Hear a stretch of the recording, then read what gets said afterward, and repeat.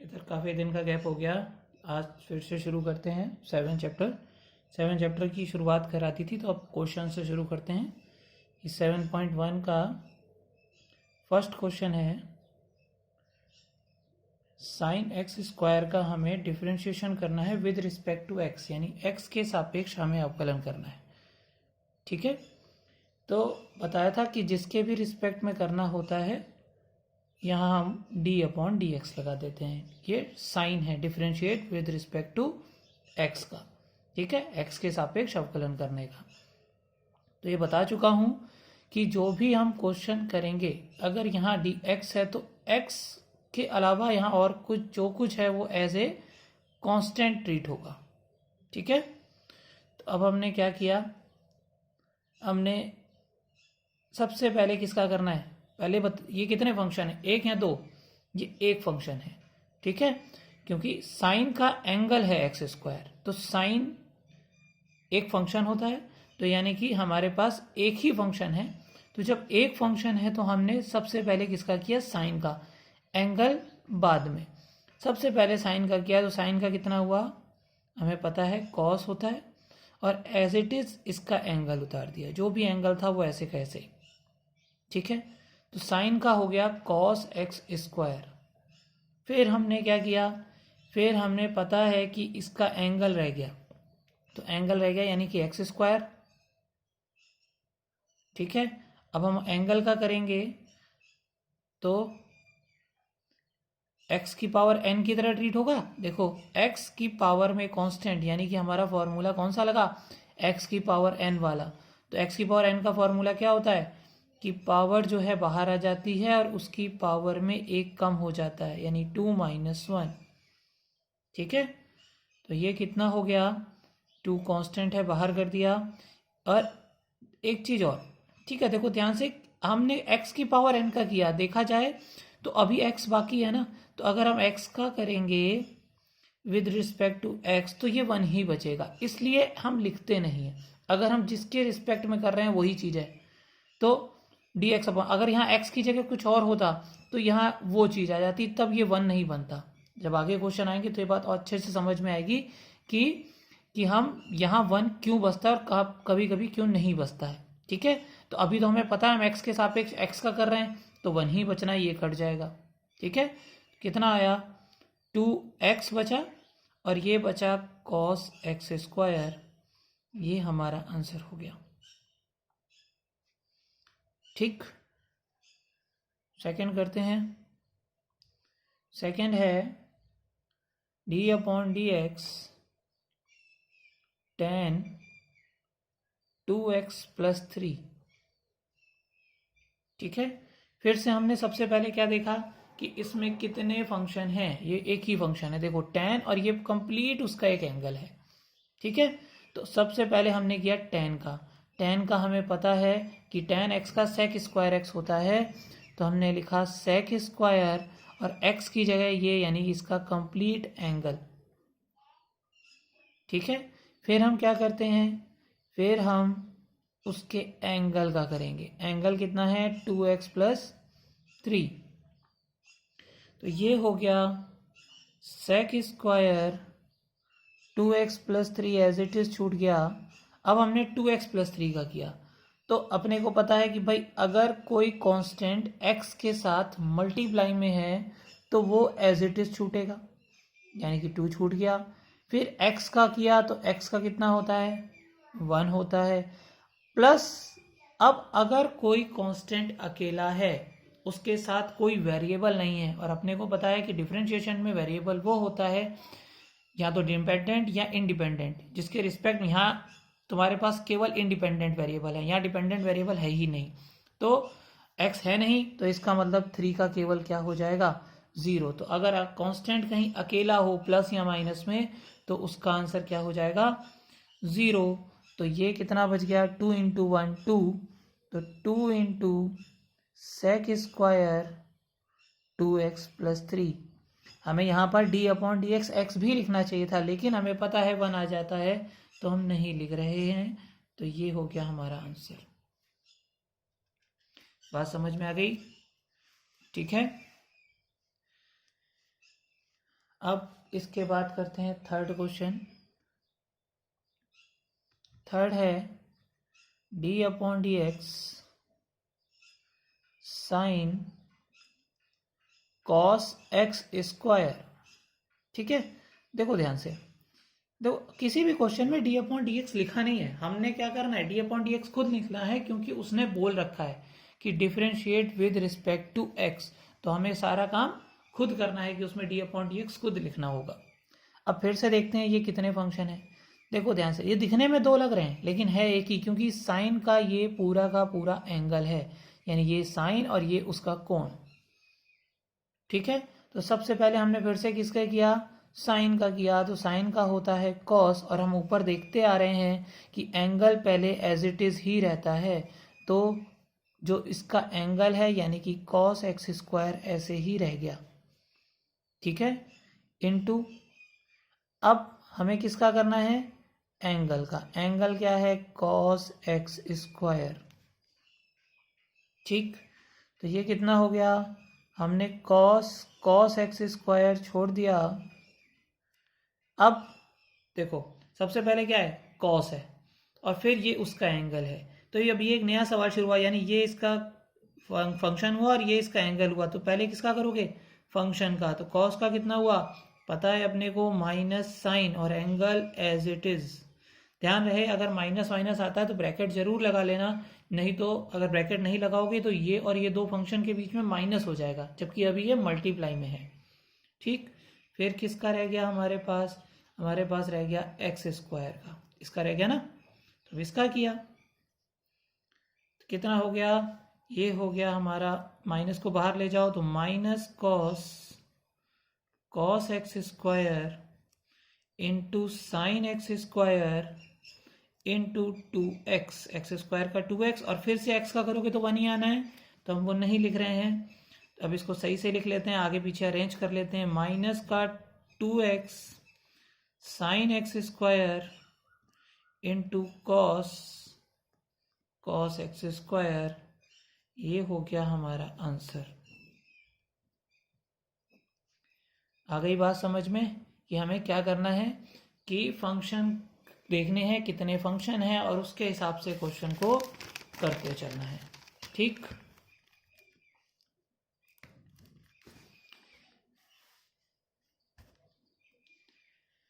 अगला क्वेश्चन करते हैं। अगला है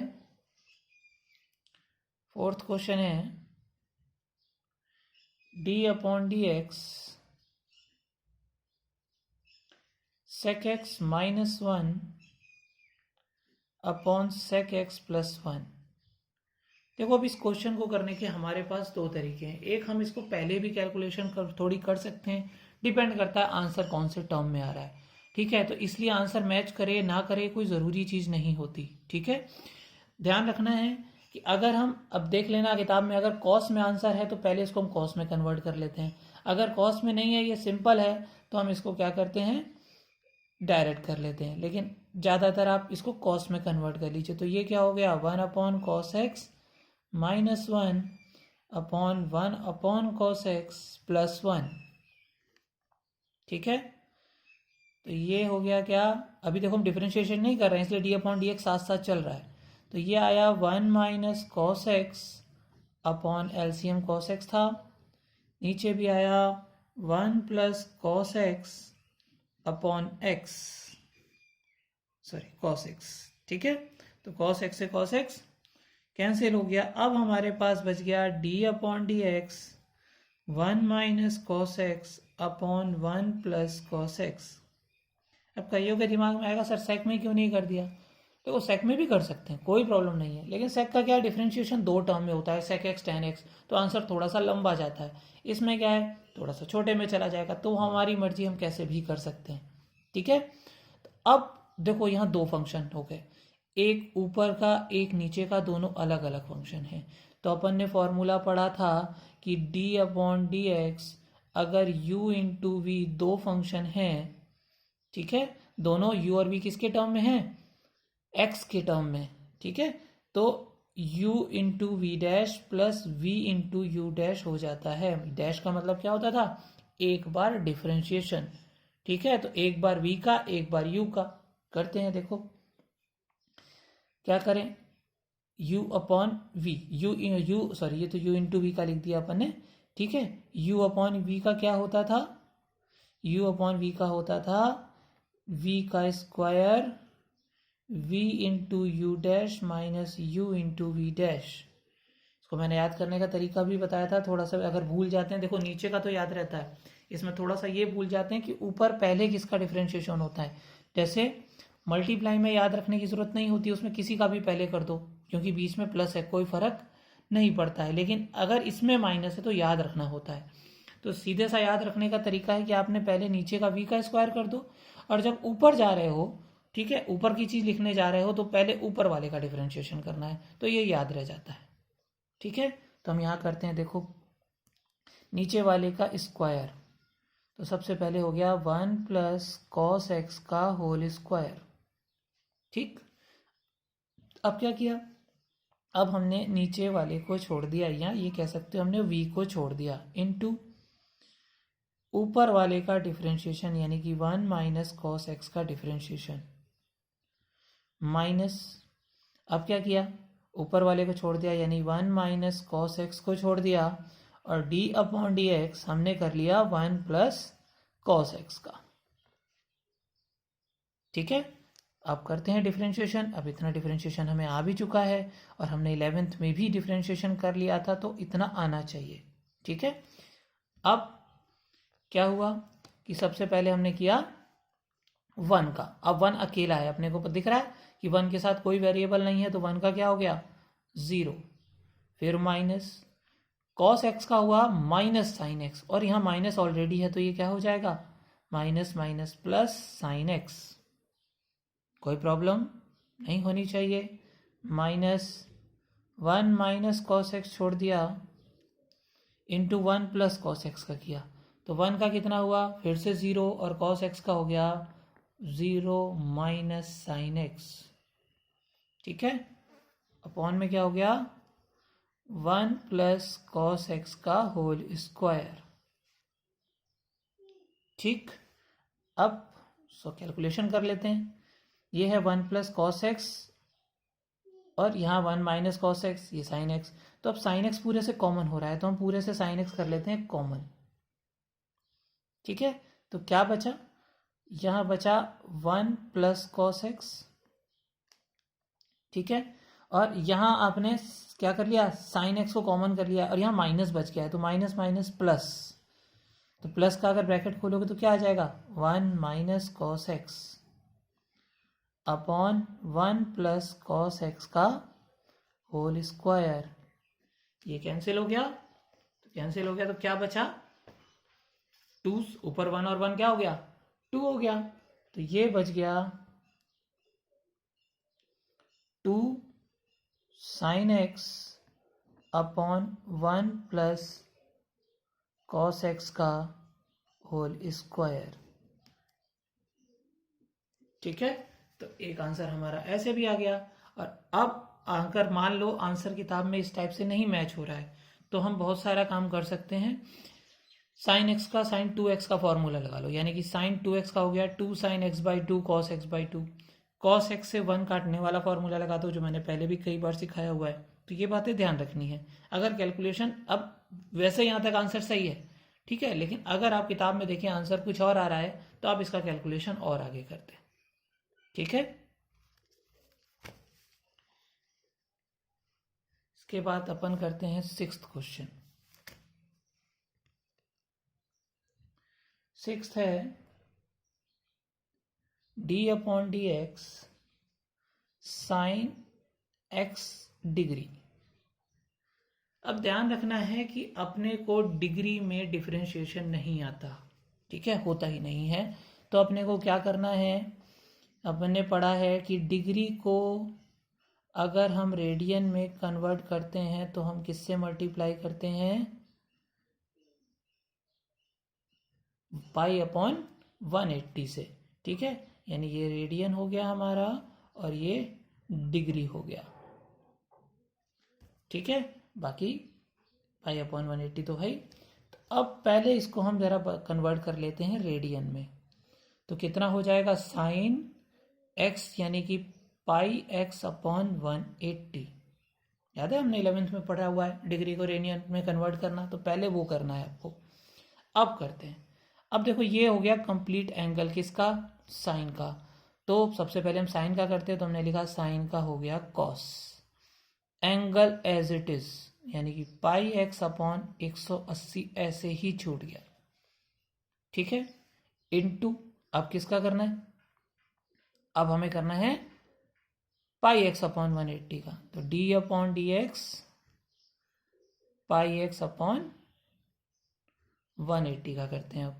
तो ये हो गया cos pi x upon 180 into, अब इसका किया तो सोचो पाई अपॉन 180 तो कांस्टेंट है एक्स के साथ लेकिन मल्टीप्लाई में है, तो ये ऐसे ही छूट जाएगा पाई अपॉन 180 और एक्स का हो जाएगा 1, ठीक है। तो अब इसको एक जैसे करके लिख लेते हैं, तो ये हो गया pi upon 180 into cos pi x upon 180, ठीक है।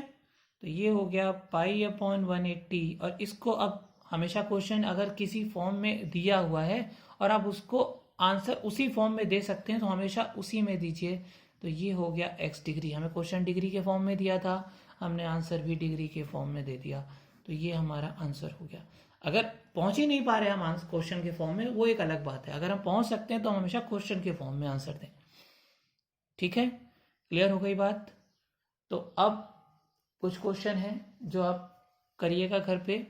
एक 8th क्वेश्चन है, ठीक है, एक हमारे पास हो गया 7th क्वेश्चन है, ठीक है। 8 तो बिल्कुल इसके जैसा ही हो गया जो हमने किया है। 7th थोड़ा सा ध्यान रख के करेंगे, जो हमने सिखाया था कि अगर कॉस के पास 1 हो तो पहले उसको काटा जाता है, वो आप कर लीजिएगा, ठीक है। कल मैं कराऊंगा लेकिन एक बार पहले आप करके रखेंगे, ठीक।